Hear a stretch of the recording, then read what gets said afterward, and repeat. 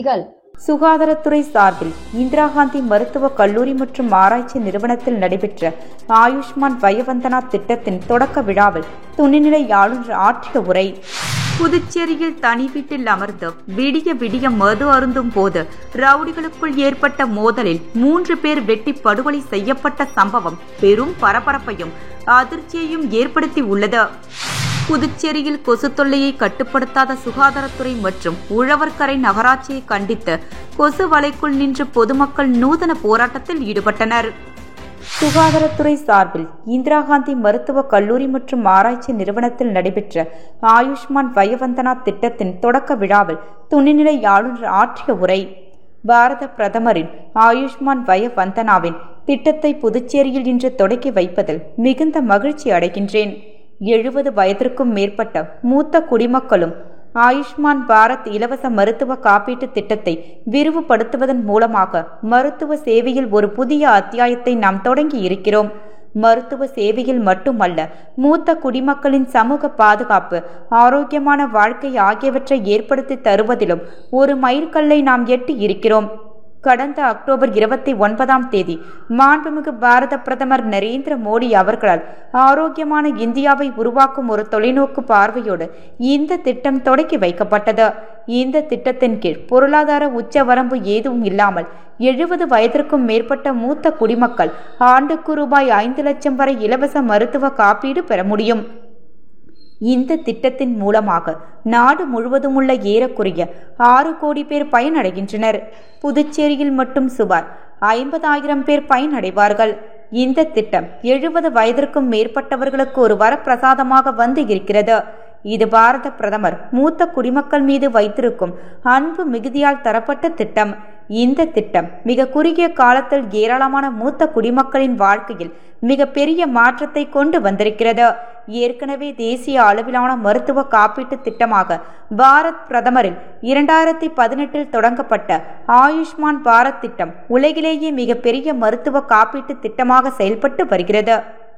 அதன் மூலமாக இந்தியாவில் உள்ள ஏழை எளிய வறுமை கோட்டிற்கு கீழ் உள்ள மக்கள் உயர்தர மருத்துவ சிகிச்சையை இலவசமாக பெற முடிகிறது. ஒரு குடும்பத்திற்கு ஆண்டு ஒன்றுக்கு ரூபாய் 5 லட்சம் வரை மருத்துவ காப்பீடு வழங்கப்படுகிறது.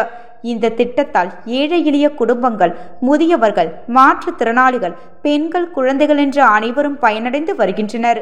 நாடு முழுவதும் இந்த திட்டம் மிகப்பெரிய வரவேற்பை பெற்றிருக்கிறது. இந்த ஆயுஷ்மான் பாரத் திட்டம் இப்போது 70 வயதிற்கு மேற்பட்ட மூத்த குடிமக்களும் பயனடையும் விதமாக விரிவுபடுத்தப்பட்டு இருக்கிறது. நேற்று வரை மருத்துவ செலவால் பாதிக்கப்பட்டு அதிக கவலையில் இருந்த முதியவர்களுக்கு இந்த திட்டம் பெரும் நிம்மதியை தந்து இருக்கிறது. இனி அவர்களுக்கு தேவைப்படும் ஆபரேஷன், செக்அப், மருந்துகள் அனைத்தும் இலவசமாக கிடைக்கும். பொதுவாக 50 வயதிற்கு மேற்பட்ட முதியவர்கள், குறிப்பாக பெண்கள், முட்டி வலியால் பாதிக்கப்படுகிறார்கள். அதை சரி செய்ய வேண்டுமென்றால் மூட்டு மாற்று அறுவை சிகிச்சை செய்ய வேண்டும். அதற்கு சுமார் 4 அல்லது 5 லட்சம் ரூபாய் வரை செலவாகும். அவ்வளவு பெரிய தொகையை செலவு செய்ய முடியாத ஏழை நிலையில் உள்ளவர்கள் தங்கள் வாழ்நாள் முழுவதும் அந்த முட்டி வலியோடு வாழ்கின்றனர். ஆனால் இந்த ஆயுஷ்மான் பாரத் திட்டம் வந்த பிறகு அதற்கான அறுவை சிகிச்சை செய்வது எளிதாகிவிட்டது. இந்த திட்டத்தின் மூலமாக அவர்கள் அறுவை சிகிச்சை செய்து கொண்டு நீண்ட நாள் ஆரோக்கியமாக வாழ முடியும். இது போன்ற பல சுகாதார குறைபாடுகள் குடும்பத்தில் உள்ள வயதில் மூத்தவர்களுக்கு ஏற்படும் போது நடுத்தர ஏழ்மை நிலையில் உள்ள குடும்பங்களுக்கு உள்ளவர்கள் அவர்களுக்காக செலவு செய்யவும் தயங்குகிறார்கள். அப்படி செலவு செய்ய முற்படும் போது கடன் தொல்லையில் சிக்கிக் கொள்கிறார்கள். ஆனால் ஆயுஷ்மான் பாரத் திட்டம் அதற்கு ஒரு வரப்பிரசாதமாக அமைந்திருக்கிறது.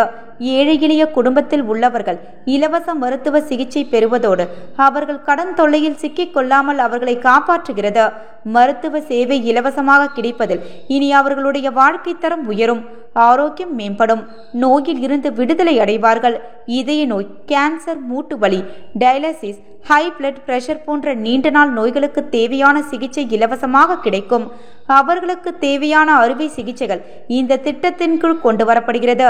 இந்த தரமான மருத்துவ வசதிகளை அரசு மருத்துவமனையில் மட்டுமல்ல, பல தனியார் மருத்துவமனையிலும் இந்த திட்டத்தின் மூலம் பெற முடியும்.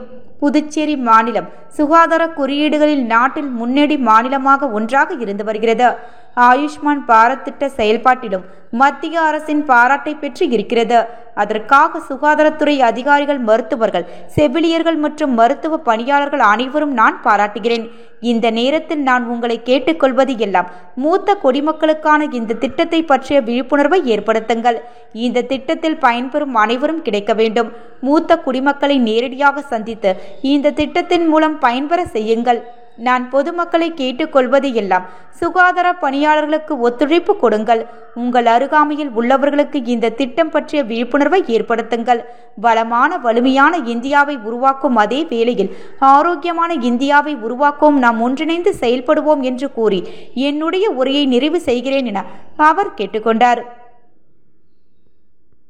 புதுச்சேரியில் தனி வீட்டில் அமர்ந்து விடிய விடிய மது அருந்தும் போது ரவுடிகளுக்குள் ஏற்பட்ட மோதலில் 3 பேர் வெட்டி படுகொலை செய்யப்பட்ட சம்பவம் பெரும் பரபரப்பையும் அதிர்ச்சியையும் ஏற்படுத்தி உள்ளது. புதுச்சேரி ரெயின்போ நகர் 7வது குறுக்கு தெருவில் அங்குள்ள பாழடைந்த வீட்டில் 3 பேர் இரத்த வெள்ளத்தில் கிடப்பதாக அங்கிருந்தவர்கள் காவல்துறைக்கு தகவலித்த நிலையில் காவல்துறை விரைந்து வந்து சோதனை மேற்கொண்டதில் அங்கு 2 பேர் வெட்டு காயங்களுடன் உயிரிழந்த நிலையிலும் ஒருவர் படுகாயமடைந்த நிலையில் கிடந்ததை அடுத்து படுகாயமடைந்த அவரை உடனடியாக அரசு மருத்துவமனைக்கு கொண்டு சென்றனர். போலீசாரின் முதற்கட்ட விசாரணையில் உழவர்கரை பகுதியைச் சேர்ந்த பிரபல ரவுடி தெஸ்தான் மகன் ரிஷி, திடீர் நகரை சேர்ந்த தேவா ஆகியோர் கொலை செய்யப்பட்டதாகவும் ஜே நகரை சார்ந்த ஆதி படுகாயங்களுடன் மருத்துவமனையில் அனுமதிக்கப்பட்டுள்ளதாகவும் போலீசார் தெரிவித்துள்ளனர். தொடர்ந்து மருத்துவமனையில் அனுமதிக்கப்பட்ட ஆதியும் உயிரிழந்தார். இதையடுத்து இந்த 3 கொலை சம்பவம் குறித்து பெரியகடை போலீசார் வழக்கு பதிவு செய்து விசாரணை மேற்கொண்டு வருகின்றனர். மேலும் சம்பவ இடத்திற்கு டிஐஜி சத்யசுந்தரம் மற்றும் காவல்துறை அதிகாரிகள், மோப்ப நாய்கள், தடவியல் ஆய்வாளர்கள் சோதனை மேற்கொண்டு வருகின்றனர். முதற்கட்ட விசாரணையில் இறந்தவர்கள் அவர்களது நண்பர்களுடன் இப்பகுதியில் அமர்ந்து இரவு முழுவதும் மது அருந்தி உள்ளதாகவும் அதில் ஏற்பட்ட தகராறு கொலையில் நடந்திருக்கலாம் என தெரிவித்துள்ளனர். தொடர்ந்து கொலையாளிகளை போலீசார் தேடி வருகின்றனர். மேலும் புதுச்சேரி குடியிருப்பு பகுதியில் 3 நபர்கள் படுகொலை செய்யப்பட்ட சம்பவம் அப்பகுதியில் பெரும் பரபரப்பை ஏற்படுத்தியுள்ளது. புதுச்சேரியில் கொசு தொல்லையை கட்டுப்படுத்தாத சுகாதாரத்துறை மற்றும் உழவர்கரை நகராட்சியை கண்டித்து கொசு வலைக்குள் நின்று பொதுமக்கள் நூதன போராட்டத்தில் ஈடுபட்டனர். புதுச்சேரி உழவர்கரை நகராட்சிக்கு உட்பட்ட பகுதிகளில் கொசு உற்பத்தி அதிகமாக உள்ளதால் பொதுமக்கள் இரவு நேரத்தில் தூங்க முடியாமல் கடுமையான சிரமத்திற்கு ஆளாகி வருகின்றனர். இது சம்பந்தமாக உழவர்கரை தொகுதிக்கு உட்பட்ட பகுதிகளில் கொசு மருந்து அடிக்க வேண்டுமென்று நகராட்சி மற்றும் சுகாதாரத்துறைக்கு பலமுறை கோரிக்கை வைக்கும் இதனை கண்டு கொள்ளவில்லை. இந்த நிலையில் உழவர்கரை தொகுதி முழுவதும் கொசுக்களை கட்டுப்படுத்த சுகாதாரத்துறை மற்றும் உழவர்கரை நகராட்சியை கண்டித்து கண்டன ஆர்ப்பாட்டம் நடைபெற்றது. பூமியான்பேட்டை 4 முனை சந்திப்பில் நடைபெற்ற கண்டன ஆர்ப்பாட்டத்திற்கு வழக்கறிஞர் சசிபாலன் தலைமை தாங்க சுமார் 100க்கும் மேற்பட்ட பொதுமக்கள் கலந்து கொண்டனர். போராட்டத்தில் கலந்து கொண்ட பொதுமக்கள் மக்கள் வேதனையை அதிகாரிகள் புரிந்து கொள்ள வேண்டுமென வலியுறுத்தும் வகையில் கொசு வலைக்குள் நின்று கொண்டு நகராட்சி மற்றும் சுகாதாரத்துறையை கண்டித்து கண்டன கோஷங்களை எழுப்பினர்.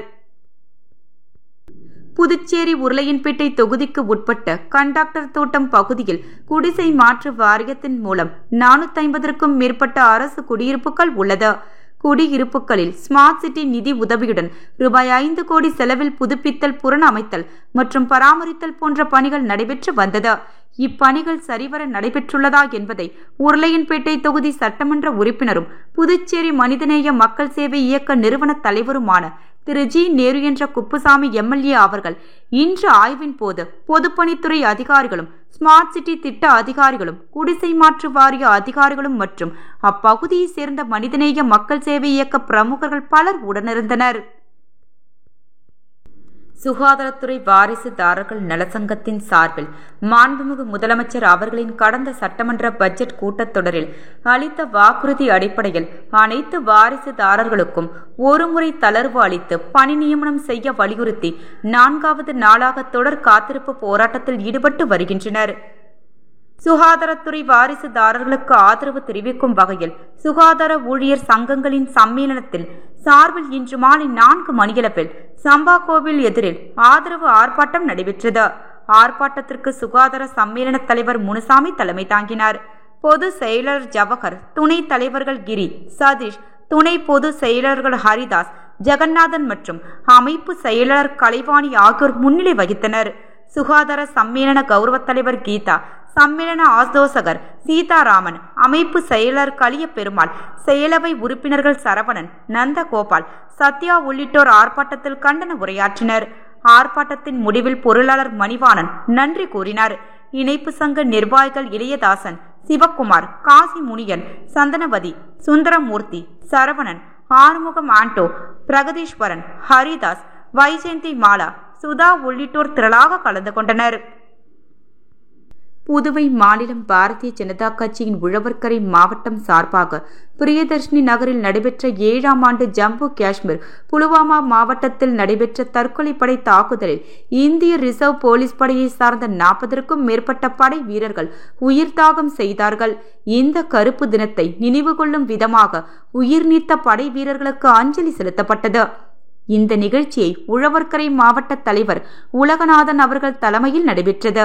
இதில் மாநில பொதுச் செயலாளர் திரு மோகன்குமார், தேசிய மகளிரணி செயற்குழு உறுப்பினர் திருமதி தாமரை செல்வி, முன்னாள் துணைத் தலைவர் திரு ரவிச்சந்திரன், மாநில கல்வியாளர் பிரிவு தலைவர் திரு நாகேஸ்வரன், முன்னாள் மாநில விவசாய அணி செயலாளர் கோவிந்தசாமி, முன்னாள் மாநில செயற்குழு உறுப்பினர் செல்வராஜ், தொகுதி தலைவர்கள் கோகுலகண்ணன், பன்னீர்செல்வம், தினேஷ்குமார் மற்றும் பாரதிய ஜனதா கட்சியின் மூத்த நிர்வாகிகள் மற்றும் அனைத்து தாமரை சந்தைகளும் இந்நிகழ்ச்சியில் பங்கேற்று 7ஆம் ஆண்டு நினைவஞ்சலி செலுத்தப்பட்டது. சுகாதாரத்துறை சார்பில் இந்திரா காந்தி மருத்துவக் கல்லூரி மற்றும் ஆராய்ச்சி நிறுவனத்தில் நடைபெற்ற ஆயுஷ்மான் வயவந்தனா திட்டத்தின் தொடக்க விழாவில் துணைநிலை ஆளுநர் ஆற்றிய உரை. புதுச்சேரியில் தனி வீட்டில் அமர்ந்து விடிய விடிய மது அருந்தும் போது ரவுடிகளுக்குள் ஏற்பட்ட மோதலில் 3 பேர் வெட்டி படுகொலை செய்யப்பட்ட சம்பவம் பெரும் பரபரப்பையும் அதிர்ச்சியையும் ஏற்படுத்தி உள்ளது. புதுச்சேரியில் கொசு தொல்லையை கட்டுப்படுத்தாத சுகாதாரத்துறை மற்றும் உழவர்கரை நகராட்சியை கண்டித்து கொசு வலைக்குள் நின்று பொதுமக்கள் நூதன போராட்டத்தில் ஈடுபட்டனர்.